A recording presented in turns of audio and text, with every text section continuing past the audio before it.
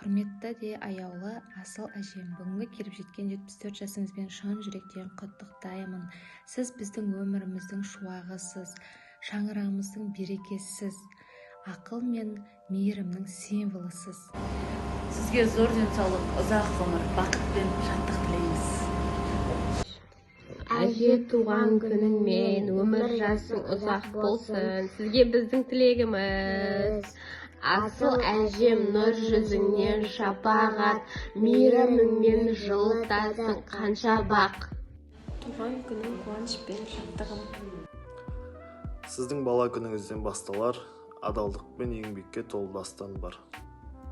Әжетай, туған күніңіз құтты болсын, мейірімге толы жүзіңізден нұр кетпесін, жүз жасаңыз. Мен немереңіз Асылай, Алматыдан сәлем. Әрбір сөзі бір өмірдің үлгісі. Бізге өнеге сарқылмайтын бір күші. Қымбатты менің асыл әжем, жүрегімнің жарық шамы. 70-тен асқан жасыңыз, 100-ге жетсін ғұмырыңыз.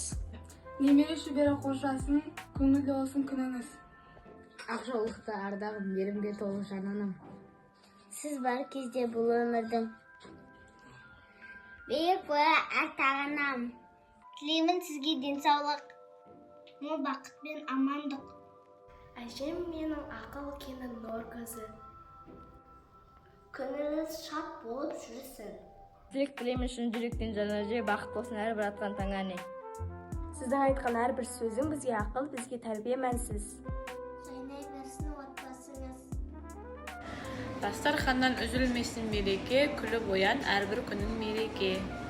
100 жасаңыз. Отырар, тоңызы сәнмен.